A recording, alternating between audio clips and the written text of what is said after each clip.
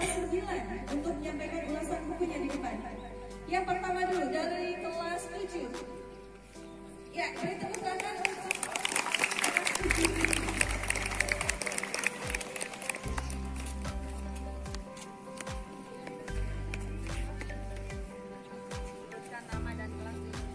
Assalamualaikum warahmatullahi wabarakatuh. Waalaikumsalam warahmatullahi wabarakatuh. Perkenalkan, nama saya Fatimah Ajahra dari kelas 7I. Ingin membacakan buku yang berjudul Surat Kecil untuk Tuhan yang dikaryai oleh Agnes Daftahan. Buku ini menceritakan sebuah buku yang diangkat dari kisah nyata perjuangan seorang gadis remaja Gita Sesa Wanda Cantika atau yang biasa dipanggil Keke yang melawan kanker ganas. Tinggal beberapa bulan saja. Tak mau menyerah, sang ayah terus berjuang agar Keke dapat lepas dari vonis kematian. Perjuangan sang ayah menyelamatkan putrinya begitu mengharukan. Keke yang menyadari hidupnya akan berakhir, kemudian menuliskan surat kecil untuk Tuhan. Tuhan memberikan anugerah dalam hidupnya. Keke mampu bertahan bersama kanker itu selama 3 tahun lamanya, sebelum akhirnya ia menyerah dan pergi meninggalkan orang-orang yang ia cintai. Buku ini sudah difilm layar lebarkan pada tahun 2011. Sekian dari saya. Wassalamualaikum warahmatullahi wabarakatuh.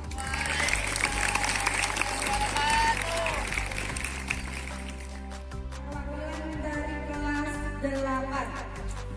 Silakan maju ke depan. Ya, tepuk tangan untuk kelas 8.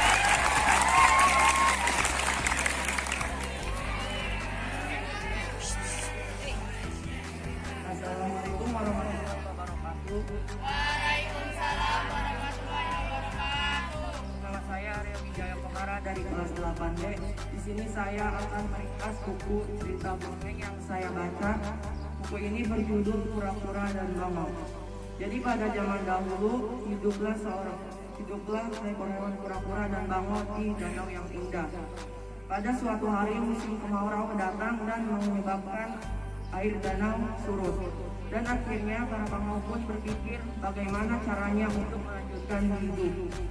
Dan para bangau pun setelah berpikir, mereka memutuskan untuk pindah dari danau tersebut ke danau yang terbaru.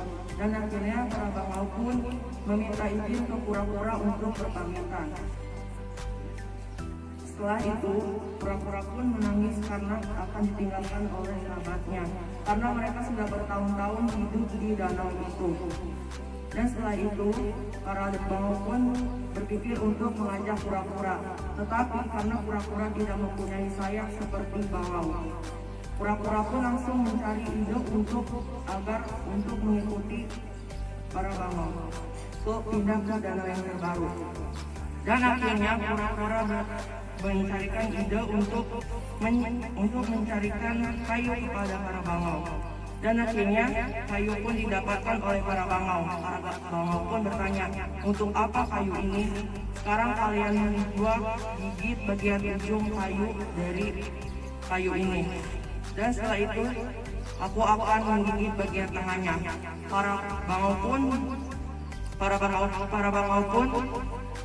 sepertinya mengetahui dan mengerti apa yang dimaksud dengan kura-kura.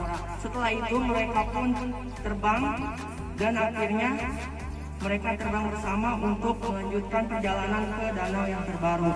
Di tengah-tengah perjalanan mereka melihat seekor monyet yang sedang menertawakan apa yang dilakukan oleh kura-kura dan bangau.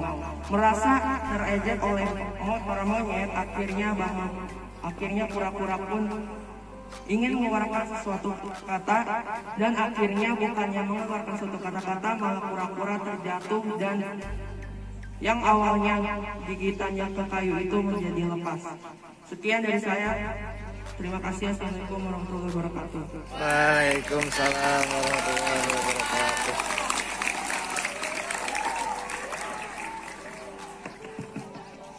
Satu lagi perwakilan dari kelas 9. Silakan.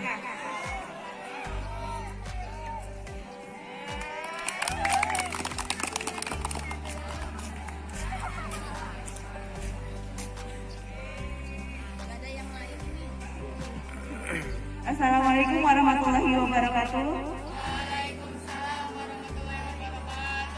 Perkenalkan, nama saya Firanda Uzaifa dari kelas 9B. Di sini saya akan menceritakan kembali buku yang telah saya baca berjudul Mantapku Jiwa, karya seorang Jerome Pauline Sijabat. Jerome Pauline Sijabat atau yang lebih dikenal dengan Jerome Pauline, seorang YouTuber dengan nama akun Linghong Matapu. Jerome Pauline lahir pada 2 Mei 1998. Ia lahir di keluarga yang sederhana. Ayahnya seorang pendeta dan ibunya hanyalah seorang ibu rumah tangga. Selain ayah dan ibunya, Jerome memiliki satu kakak yang bernama Jehian Pananian Sijabat dan satu adik laki-laki bernama Jasral Korban Sijabat. Tahun 2004, Jerome dan beserta keluarganya pindah ke Surabaya. Saat itu Jerome baru lulus dari TK dan naik ke kelas 1 SD. Pencarian sekolah menjadi persoalan baru karena keluarga Jerome tidak memiliki uang yang lebih. Ayah, ibu, dan kakaknya berusaha mencari sekolah yang pas dengan keuangannya, namun nihil. Akhirnya ada satu sekolah berkategori elit dan high class karena sekolah nasional dan bisa membiayai beasiswa Jerome dan kakaknya. Di sekolah itu, semua teman sekelas Jerome adalah orang kaya.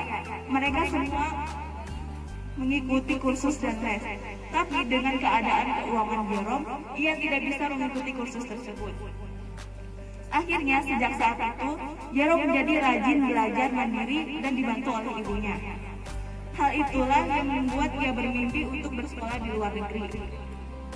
Bahkan saat liburan semester pun, ia selalu membawa buku pelajarannya kemana-mana dan berusaha belajar terus-menerus. Saat SMP dan SMA, ia selalu mendapatkan juara 1 di kelasnya dan ia selalu mendapatkan juara Olimpiade Matematika.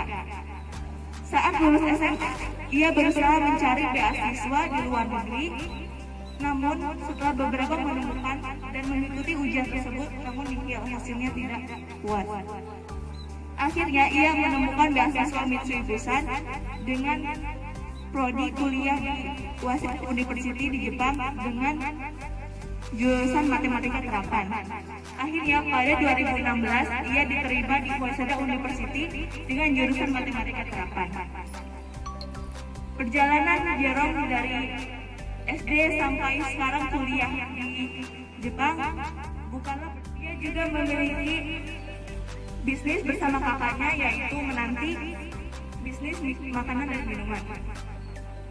Saat berkuliah di Jepang, ia juga menemukan beberapa perbedaan yang ada di sekolah Jepang dan sekolah Indonesia. Salah satunya adalah metode pembelajaran. Saat di Jepang, Jerome menemukan fakta bahwa anak-anak di Jepang tidak pernah ada yang berusaha menyontek sekalipun. Sangat berbanding terbalik dengan di Indonesia. Itulah yang membuat Jerome bermimpi untuk menjadi Menteri Pendidikan Indonesia. Ia ingin mengubah metode pembelajaran di Indonesia menjadi lebih baik lagi. Terima kasih. Wassalamualaikum warahmatullahi wabarakatuh.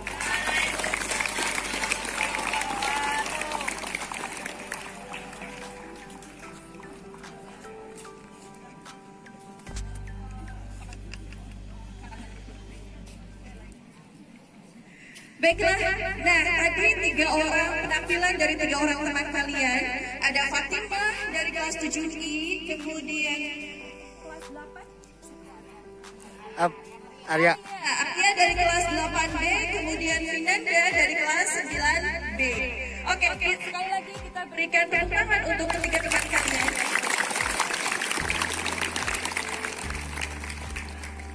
Membaca itu membuka cakrawala kalian, cakrawala kita semua. Kita bisa tahu seperti apa dunia di luar itu dari membaca. Jadi kalau misalkan kalian punya banyak waktu luang, jangan habiskan hanya untuk bermain game, nonton YouTube, atau mungkin hal-hal yang tidak bermanfaat lainnya.